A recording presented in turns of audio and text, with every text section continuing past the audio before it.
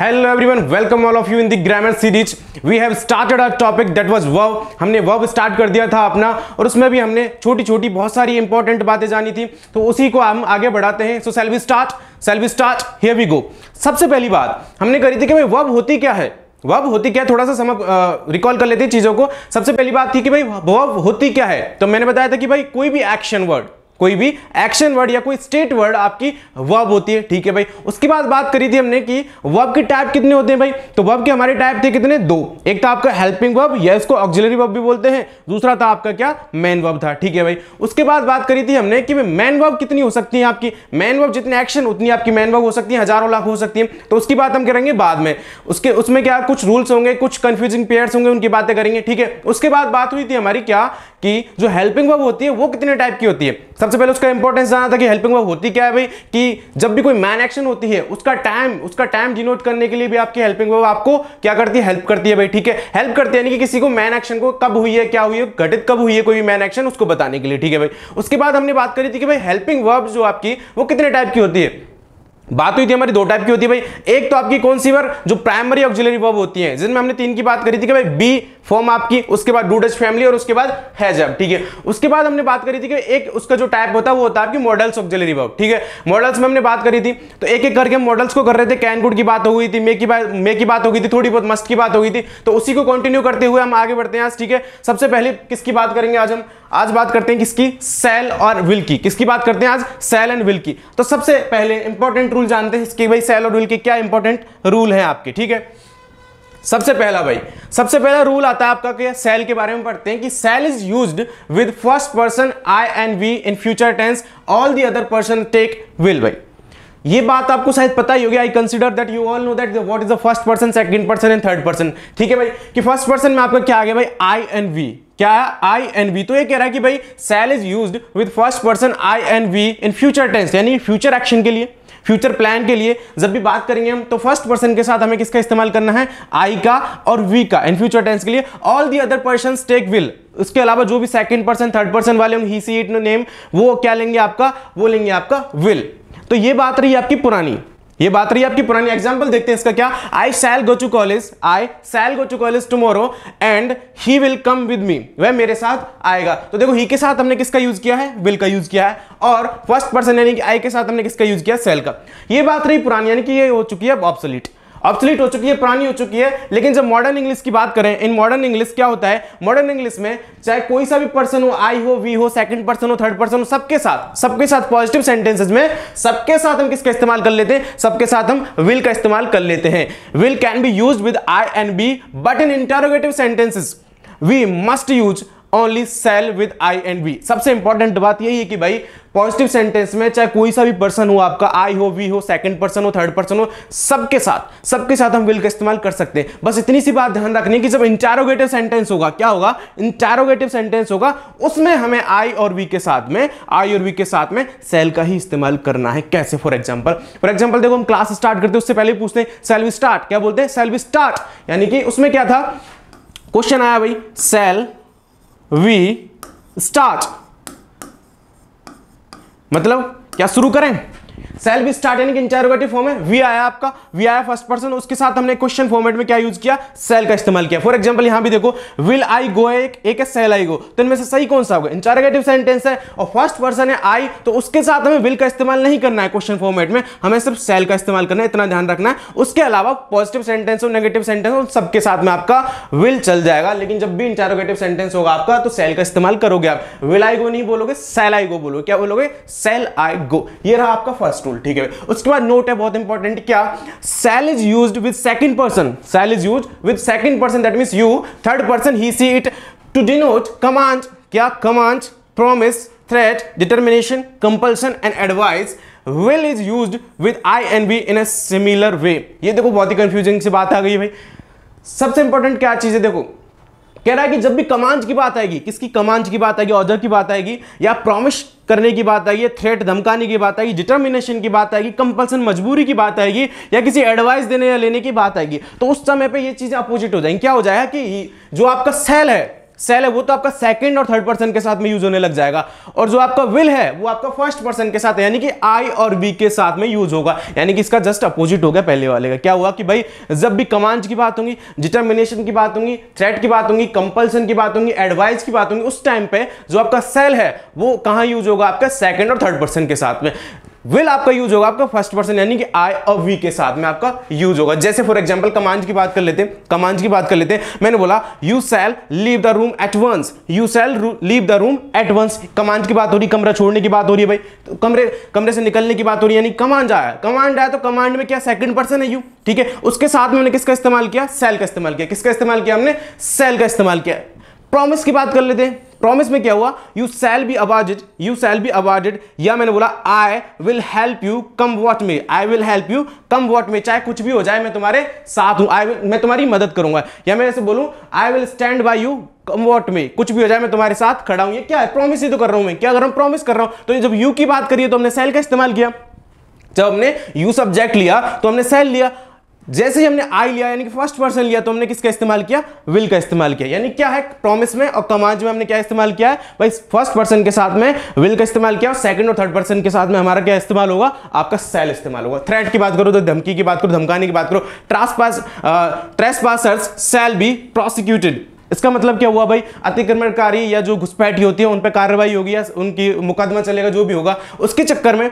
देखो ट्रेसपासर्स की बात करी, उस पर हमने क्या लगाया, सेल, यानी कि क्या, सेल आपके सेकंड और थर्ड पर्सन में लगा। अगर आई और वी होता तो अपन क्या इस्तेमाल कर लेते हैं, विल का इस्तेमाल कर लेते हैं। जैसे मैंने बोला I will punish you, I will punish you, देखो आई आया, फर्स्ट पर्सन आया, तो यानी कि क्या हुआ, हमने विल का इस्तेमाल किया। तो ये वाला रूल समझ में आया आपको कि जब भी threat, determination, compulsion, advice in सब की बात होगी तो आपको क्या इस्तेमाल करना है भाई, फर्स्ट पर्सन के साथ में आपको क्या इस्तेमाल करना है, फर्स्ट पर्सन के साथ में आपको इस्तेमाल करोगे किसका, विल का, और जो आपका सेकंड पर्सन, थर्ड पर्सन, उनके साथ में आप इस्तेमाल करोगे किसका, सेल का। ये रहा आपका दूसरा रूल। आगे बढ़ते हैं। देखिए डिटर्मिनेशन का आप एग्जांपल ले लो भाई, डिटर्मिनेशन का आप एग्जांपल ले लो। डिटर्मिनेशन में क्या है, जैसे मैंने बोला I will work hard and score good marks.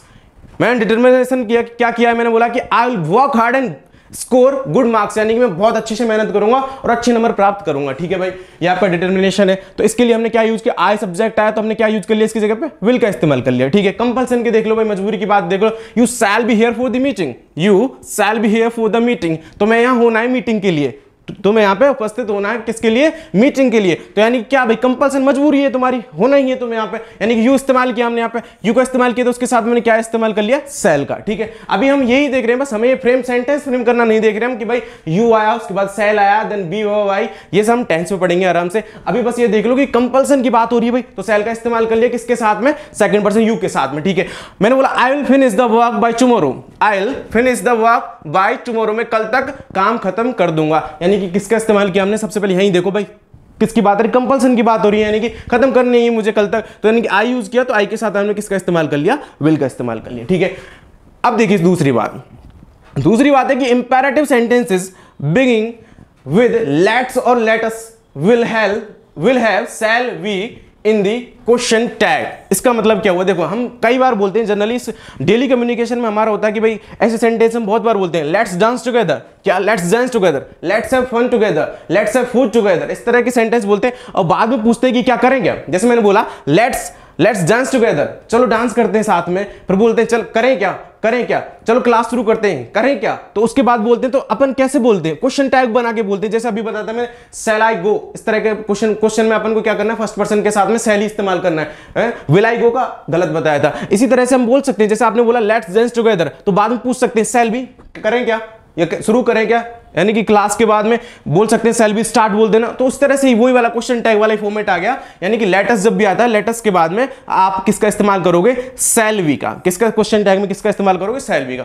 तीसरी बात, shall is used in with first person to make a suggestion in interrogative sentences, यानी कि इंटरोगेटिव सेंटेंस में सब सजेशन की बात आएगी, तब भी आप किसका इस्तेमाल करोगे, फर्स्ट पर्सन के साथ में आप शैल का इस्तेमाल करोगे। जैसे shall be talk to the management, shall be talk to the management, ठीक है भाई, क्या हम उससे मैनेजमेंट से बात करेंगे, क्या हमें मैनेजमेंट से बात करेंगे, ठीक है, shall be talk to the management. उसके बाद में देखो note, in the following type of sentences shall will is not used if the sentence starts with past, यानी कि अगर आपका सेंटेंस पास्ट से स्टार्ट हो रहा है तो आपको वहां पे किसका इस्तेमाल नहीं करना है, शैल और विल का इस्तेमाल नहीं करना है, वहां पे आपका शुड और वुड का यूज होगा। कैसे होगा देखो भाई, जैसे एक सेंटेंस आ गया भाई, he hoped that he will pass, he will pass, यानी कि उसको आ सकती है कि वो पास होगा, ठीक है। यहां पे विल का इस्तेमाल नहीं होगा क्योंकि यहां पे क्या आ गया, आपका पास्ट सेंटेंस यूज होगा। तो जब पास्ट हो गए तो आपका विल और सेल का इस्तेमाल आप नहीं करेंगे, आप किसका इस्तेमाल करोगे, शुड या वुड का इस्तेमाल करोगे। यहां पे आएगा आपका वुड। कैसे आएंगे बाद में बातें करेंगे कि यहां पे वुड ही क्यों आया, लेकिन अभी के लिए इतना जान लो कि he hoped that he would pass, यानी कि विल का इस्तेमाल यहां पे पास्ट के साथ में नहीं होगा, ठीक है। उसके बाद में if the sentence starts with past then would और शुड इज यूज्ड, यही बात हमने कर ली, ठीक है। उसके बाद नेक्स्ट स्लाइड पे चलते हैं। अब देखिए सबसे इंपॉर्टेंट चीज, इससे बहुत सारे क्वेश्चंस बनते हैं आपके।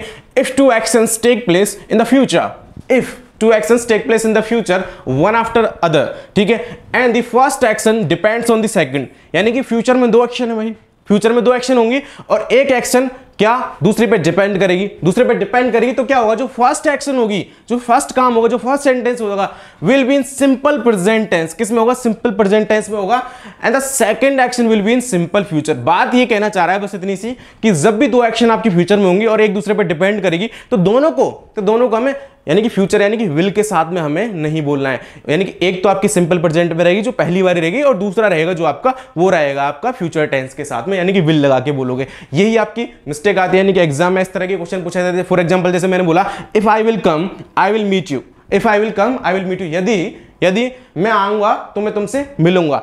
अब देखो दोनों एक्शन हुई, यानी कि डिपेंड तो कर ही रही कि अगर मैं आऊंगा तब तुमसे मिलूंगा। बात ऐसा लग रहा है कि दोनों सेंटेंस सही कि if I will come I will meet you, लेकिन ये गलत है। इसमें क्या होना चाहिए, जब भी इफ का इस्तेमाल करना, ये भी रट लो कि इफ का इस्तेमाल करने तो आपका प्रेजेंट सिंपल ही यूज होगा। जैसे बोला मैंने, इसको मैं ऐसे कन्वर्ट करता हूं, इफ आई कम यानी कि मैंने सिंपल प्रेजेंट में बोला।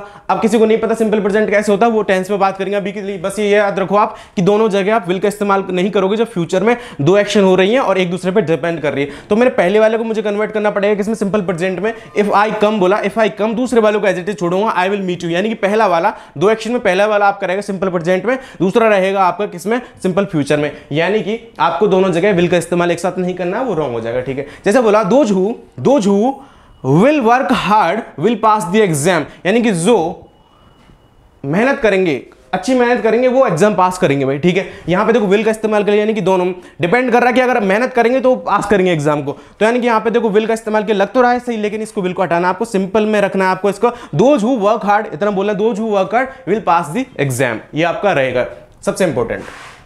उसके बाद रूल आया वुड का। अब पढ़ते हैं अपन क्या, वुड का इस्तेमाल बहुत ही इंपॉर्टेंट हो जाता है आपका वुड का इस्तेमाल। कैसे देखो, सबसे पहला रूल क्या, would is used to express past habit, to express past habit, यानी कि जब भी आपको पास्ट हैबिट किसी के साथ शेयर करनी है, पास्ट मेमोरीज किसी के साथ शेयर करनी है, तो आप वुड का इस्तेमाल कर सकते हैं। आप इसके साथ में यूज टू का इस्तेमाल भी कर सकते हैं, वो नेक्स्ट स्लाइड में आ जाएगा आपका यूज टू, उसमें बात करेंगे। यानी कि एक बार यहाँ पे क्या याद रखोगे आप, would is use to express past habit, यानी कि जब भी पास्ट हैबिट की बात करनी है, मुझे पास्ट मेमोरीज की बात करनी है शेयर करने के लिए, तब अपन किसका इस्तेमाल कर सकते हैं, वुड का इस्तेमाल कर सकते हैं। कैसे, जैसे मैंने बोला I would go to school by bus, क्या बोला मैंने, I would go to school by bus, मैं स्कूल बस से जाया करता था, बस से जाया करता था, ठीक है। उसके बाद मैं बोलूं कि भाई मैं क्रिकेट खेला करता था, आई वुड प्ले क्रिकेट, मैं क्रिकेट खेला करता था, मैं कंचे खेला करता था, आई वुड प्ले मार्बल्स, इस तरह से। यानी कि जब भी पास्ट हैबिट के बारे में आपको बताना, मैं सिगरेट पिया करता था, आई वुड स्मोक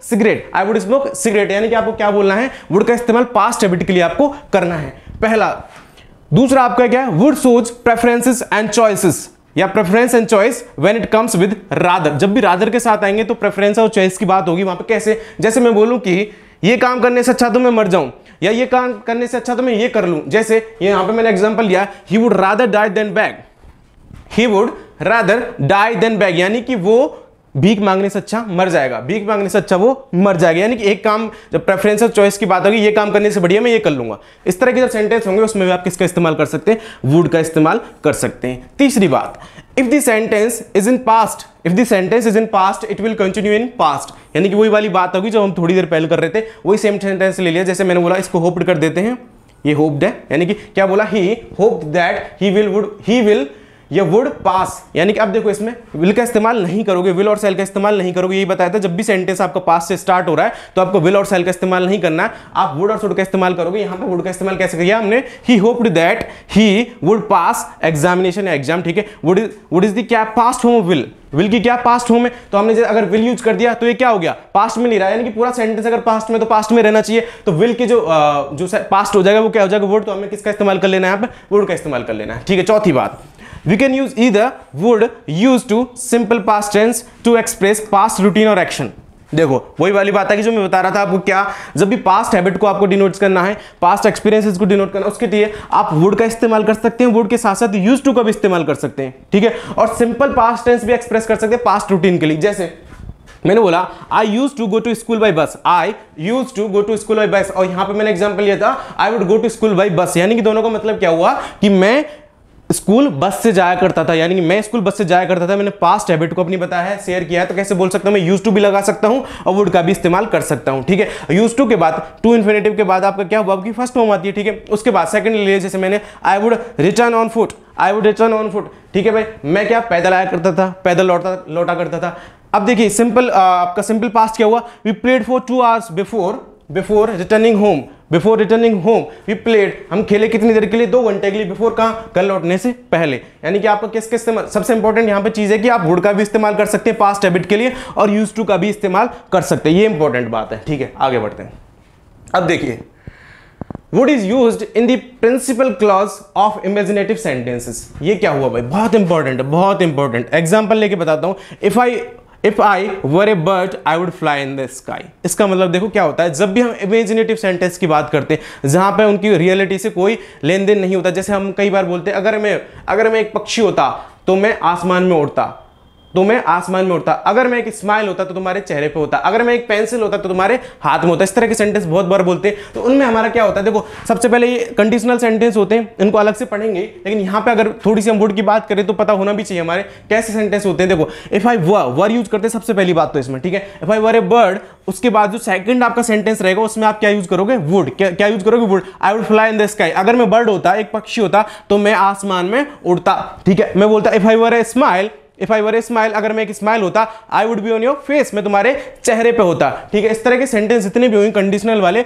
उनमें आप इमेजिनेटिव जो सेंटेंस होंगे उनमें आप किसका इस्तेमाल कर सकते हैं, वुड का इस्तेमाल करोगे, ठीक है। उसके बाद नोट क्या है, देखो was is not used with the following words as they make a sentence imaginary, यानी कि ये जो वाले सेंटेंस है आई विश मैंने कल भी बताया था कुड के साथ, आई विश आई कुड वाले सेंटेंस इमेजिनेटिव सेंटेंस, ठीक है। I wish I could, as if would, यानी कि ये सेंटेंस सपोज, ये सेंटेंस क्या होते हैं, ये सेंटेंस को इमेजिनरी बना देते हैं, तो आपका इस्तेमाल वॉज का इस्तेमाल इमेजिनरी सेंटेंस में नहीं होता, यहां पे हम वर्ड का इस्तेमाल करते हैं, तो आपका नोट बता रहा है, ठीक है। उसके बाद 6th पॉइंट क्या है हमारा, would is used as the past of will in the indirect speech.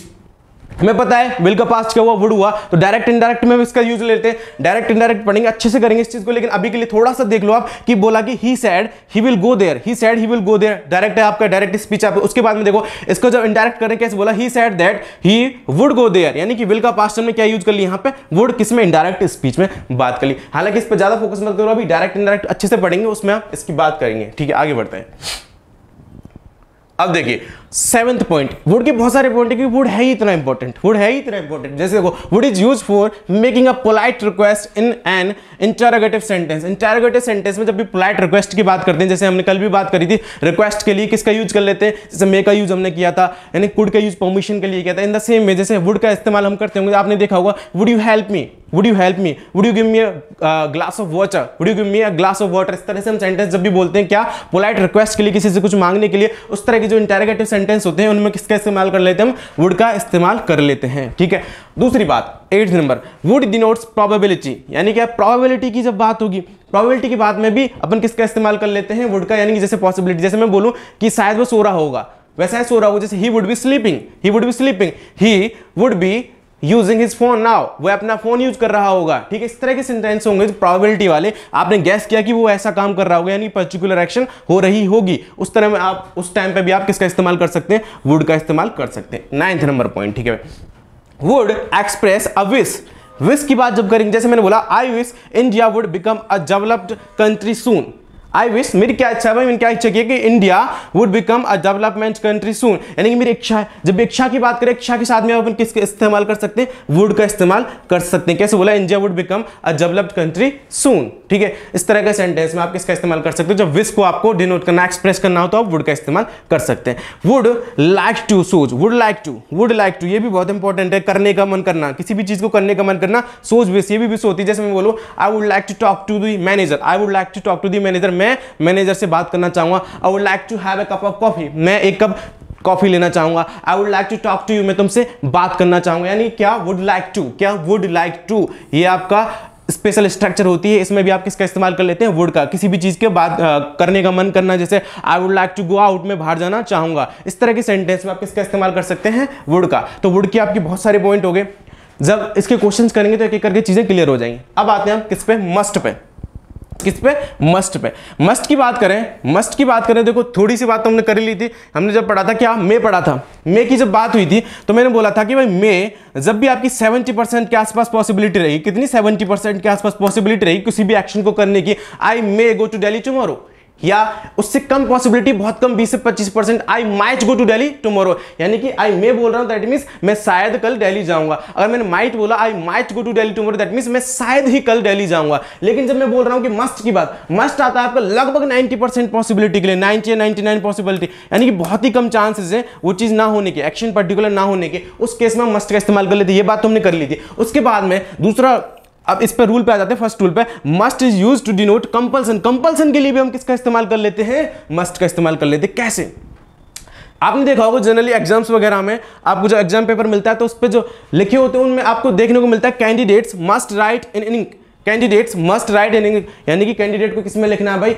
Ink से लिखना है। आपने देखा हो कैंडिडेट मस्ट यूज क्या, black pen, candidate must use black pen, यानी कैंडिडेट को क्या यूज करना है, ब्लैक कलर का पेन ही यूज करना है, यानी उसकी कंपल्सन है। कंपल्सन के लिए हमने किसका इस्तेमाल कर लिया, मस्ट का इस्तेमाल कर लिया। दूसरा rule, must also shows fixed determination.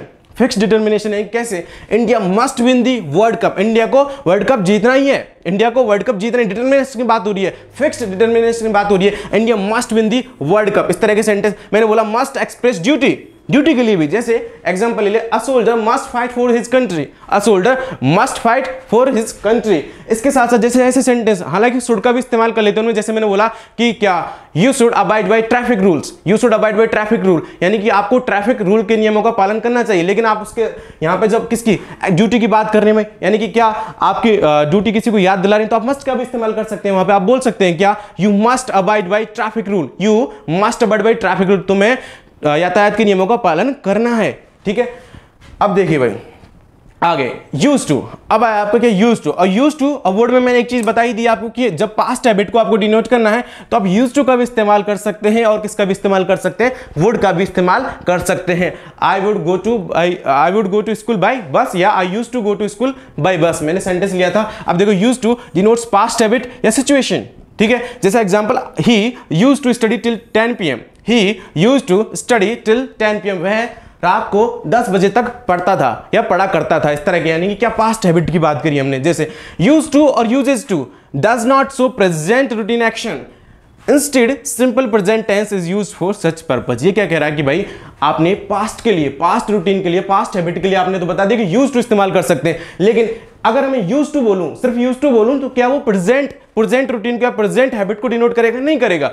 Present के लिए हमें जब प्रेजेंट रूटीन या डेली रूटीन की बात आती है तो हम सिंपल प्रेजेंट टेंस ही यूज करते हैं। वो टेंस के रूल में पढ़ेंगे, सिंपल प्रेजेंट टेंस यूज करते हैं, या ना कि यूज टू। हाँ, लेकिन पास्ट के लिए अपन क्या इस्तेमाल करते हैं, यूज टू इस्तेमाल करते हैं पास्ट हैबिट के लिए। जैसे मैंने बोला, he used to study till 10 PM and then goes to bed. ये सेंटेंस हो जाता है आपका गलत, क्योंकि यहाँ पे देखो देन गोज टू बेड, यानी कि प्रेजेंट की बात कर रहे हैं तो यहाँ पे यूज टू का इस्तेमाल नहीं करना। हम क्या बोलेंगे, हम इसको किसको, सिंपल प्रेजेंट में बोलेंगे, तब जाके आपकी क्या प्रेजेंट रूटीन की बात हुई। कैसे बोला मैंने, ही स्टडीज, ही के साथ में क्या, स्टडी नहीं, ऐसे ही लग जाता आपका एक्शन में। टेंस में बात करेंगे इस चीज की, he studies till 10 PM and then goes to bed, ये सही है क्योंकि ये आपके क्या रहा, दोनों की दोनों सिंपल प्रेजेंट में। यहां पे आपने क्या यूज कर लिया, इसमें यूज टू का इस्तेमाल कर लिया, इस वजह से क्या हो गया, गलत हो गया। यानी क्या करना आपको भाई, पास्ट हैबिट के लिए तो यूज टू का इस्तेमाल कर सकते हैं, लेकिन प्रेजेंट हैबिट के लिए, प्रेजेंट रूटीन के लिए आप यूज टू का, सिंपल यूज टू का इस्तेमाल नहीं कर सकते, आपको सिंपल प्रेजेंट टेंस यूज करना है। ठीक है भाई, अगली बात, नोट क्या है भाई, see the use of use to in affirmative, negative और इंटरोगेटिव सेंटेंस। कैसे कैसे देखो, अफर्मेटिव सेंटेंस में कैसे, पॉजिटिव सेंटेंस में कैसे होता है। पास्ट हैबिट के लिए मैंने बोला he used to come here, वह यहां आया करता था, या वह यहां आता था। कैसे बोला, he used to come here, ठीक है भाई। इंटरोगेटिव सेंटेंस, नेगेटिव सेंटेंस में देख लो पहले, नेगेटिव में कैसे, ही यूज्ड, उसके बाद में नॉट लगाओगे, इसमें नेगेटिव है, he used not to come here. उसके बाद में अगर देखो यूज्ड टू में क्या होता है, यूज्ड टू में जनरली आपका टाइम वर्ड यानी कि टेंस की बात करूं तो आपका डिड टाइम वर्ड लगता है। टाइम वर्ड वगैरह के बाद में बात करेंगे, यानी कि जो डिड आपका है वो आपका लगता है, यानी क्या, सिंपल पास्ट की बात कर लेते हैं। तो सिंपल पास्ट में आपने क्या लेके आए थे, डिड लेके आए। तो डिड से कैसे बनेगा, जब नेगेटिव में आप डिड से भी बना सकते हो, उसको आप बोल सकते हो ही, उसके बाद में टाइम वर्ड आपका डिड, उसमें टाइम वर्ड में नॉट लगा के, उसके बाद में यूज्ड टू लगा के आप इसको सेंटेंस को फ्रेम कर सकते हो, या फिर यूज्ड में ही आप नॉट भी लगा सकते हो। जैसे मैंने बोला he did not used to come here, he did not used to come here. जब हम टेंस पढ़ेंगे तो हमें पता चलेगा क्या कि डिड का इस्तेमाल यूज्ड टू के साथ में कैसे करना होता है, यानी कि सेंटेंस फ्रेम कैसे करने होते हैं। अभी आप इतना याद रखोगे भाई ही के साथ में आप कौन सा टाइम वर्ड यूज कर सकते हो, इसमें यूज्ड टू के साथ में डिड का टाइम वर्ड यूज कर सकते हो जब नेगेटिव में आपको बोलना है या क्वेश्चन में आपको पूछना है। क्वेश्चन में भी आप डिड का इस्तेमाल कर सकते हो, ठीक है। He did not use to come here, ठीक है। इंटरोगेटिव में जैसे मैंने बोला क्वेश्चन टाइम कैसे होगा, did he use to come here, आपको क्या यूज करना है, डिड से, यानी कि आपका जो क्या होता है, डिड का फॉर्मेट क्या होता है, सबसे पहले हम क्या लेके आते हैं, टाइम वर्ड, यानी कि डिड लेके आएंगे, डिड ले आए भाई। उसके बाद में सब्जेक्ट आता है, उसके बाद में कोई एक्शन आती है, ठीक है। जैसे हमने बोला डिड, उसके बाद में he used to come here, did he used to, क्या वह यहां आया करता था या आता था, used he to come here, इस तरह से बोल सकते हैं। लेकिन आपको स्पोकन इंग्लिश में आपका डिड के साथ में ही बोला जाता है। हालांकि ये भी सही हुआ used he to come here, लेकिन स्पोकन इंग्लिश में आपका यही बोला जाता है, मॉडर्न इंग्लिश में डिड के साथ ही बोला जाता है, did he used to come here. और यहां पे भी आपका डिड लगा के ही नेगेटिव सेंटेंस बोला जाता है, he did not used to come here, ठीक है। पॉजिटिव सेंटेंस तो आपका ऐसे ही रहेगा, ही यूज्ड टू और उसके बाद में एक्शन, ही यूज्ड टू उसके बाद में एक्शन, ठीक है भाई। आगे बढ़ते हैं। अब देखो नोट क्या है, व्हेन वर्ब फर्स्ट फॉर्म यानी कि वर्ब की ING form is used after verb used to, किसके बाद में, यूज्ड टू के बाद में, इट शोज हैबिचुअल एक्शन। जैसे मैंने आपको बताया कि अभी डिड के साथ, अब यूज्ड टू का इस्तेमाल आप कुछ ऐसी चीजों के लिए भी कर सकते हैं कि मैं पर्टिकुलर चीज का आदी हूं। किसका आदी हूं, यानी कि मैं स्मोक करने का आदी हूं, मैं शराब पीने का आदी हूं, मैं लेट उठने का आदी हूं, इस तरह के सेंटेंस में आप कर सकते हैं। लेकिन उसमें आपको क्या यूज करना पड़ेगा, आपका यानी कि आपको जो वर्ब है आपकी वर्ब यूज करनी पड़ेगी आपको इज एम आर वाली। कौन सी, इज एम आर वाली या वॉज वर्ब वाली। पास्ट की बात करनी तो वॉज वर्ब वाली, और प्रेजेंट की बात करनी है तो आपको इज एम आर वाली। कैसे, एक सेंटेंस लेते हैं, I am use to getting up late in the morning. I am use to getting up late in the morning, यानी कि मैं किस चीज का आदी हूं, सुबह लेट उठने का आदी हूं। अब आप बोलोगे भाई टू के बाद क्या आईएनजी फॉर्म आई, टू के बाद क्या आईएनजी फॉर्म आई। अब ये क्या है, टू के बाद जनरली क्या आनी चाहिए, फर्स्ट फॉर्म आनी चाहिए। लेकिन यहां पे कैसे यूज हो रहा है, यहां पे आ रहा है हैबिचुअल एक्शन के लिए, यानी कि यहां पे ये टू है जो आपका, ये इन्फिनेटिव टू नहीं है, ये हो रहा है आपका प्रपोजिशन यूज हो रहा है। क्या, प्रपोजिशन यूज हो रहा है। और प्रपोजिशन के बाद जो भी वर्ब आती है, वो आपकी आईएनजी फॉर्मेट में रहेगी। जैसे इस नोट में लिखा है क्या, in the following cases to plus verb की first form is not use, instead verb की आईएनजी फॉर्म यूज हुई, क्यों, is use after to, here to is not a part of infinitive to का part नहीं है। यहाँ पे जो टू है किसका पार्ट है, वो first here to is the part is a preposition, and after all that prepositions if we use a verb, अगर हम कोई verb यूज करते हैं preposition के बाद में, the verb must be in ing form में होनी चाहिए। some of the important phrase from the which questions are asked in the exams given below, यानी कुछ आपकी फॉर्म है, कैसे देखो, be used to, accustomed to, averse to, with a view to, addicted to, denoted to, in addition to, look forward to, object to, owing to, given to और taken to, prone to। ये preposition वगैरह पढ़ेंगे, उनमें एक एक करके सारी चीजें पढ़ेंगे। जैसे देखो एग्जांपल या ही इज एडिक्टेड टू, उसके बाद में क्या आया, एडिक्टेड टू के बाद में स्मोकिंग आया, यानी कि आईएनजी फॉर्म आई है उसकी। क्यों आई है, क्योंकि यहाँ पे जो टू यूज हो रहा है ये आपका एज ए प्रपोजिशन यूज हो रहा है, ना कि इन्फिनेटिव टू, ठीक है। इन्फिनेटिव टू अगर यूज हो रहा है यूज टू के बाद में, तो उसके बाद में क्या, एक्शन की आईएनजी फॉर्म, एक्शन की फर्स्ट फॉर्म यूज होती है, वर्ब की फर्स्ट फॉर्म यूज होती है। लेकिन जब प्रपोजिशन की तरह काम में आ रहा है तो आपकी क्या आईएनजी फॉर्म यूज होगी। जैसे he was looking forward to meeting you, I got used to driving on right, यानी मैं आदी हो गया था किसका, राइट साइड में ड्राइव करने का, when I was in London, जब मैं लंदन में था। तो इस तरह से आपने क्या जाना है यहां से कि भाई यूज्ड टू के बाद में आईएनजी फॉर्मेट भी आ सकता है जब ऐसे सेंटेंस हो आदि होने की, ये पर्टिकुलर चीज का आदि था, यानी कि वो एक्शन जहां पे टू आपका क्या एज ए प्रपोजिशन यूज होता है, ठीक है भाई। आगे बढ़ते हैं। अब देखो डेयर और नीड की बात कर लेते हैं, किसकी, डेयर और नीड, ठीक है। डेयर और नीड की बात कर लेते हैं, जैसे मैंने आपको बताया था कि यूज टू और उसके बाद में डेयर और ये नीड, ये आपके कैसे काम कर लेते हैं, ये आपके हेल्पिंग वर्ब के साथ साथ आपका मेन वर्ब का भी काम करते हैं। जैसे यहाँ पे देखो dare and need are use as both main verb as well as modal auxiliary verb के रूप में तो काम करते ही करते हैं। उसके साथ साथ किसका इस्तेमाल कैसे भी काम में ले लेते हैं, इनको काम में ले लेते हैं कैसे, मेन वर्ब के रूप में, यानी कि मेन एक्शन के रूप में भी काम में ले लेते हैं। जैसे डेयर एक्सप्रेसेस चैलेंज और करेज, चैलेंज को और करेज को एक्सप्रेस करता है क्या आपका डेयर। आपने देखा होगा डेयर डेविल्स।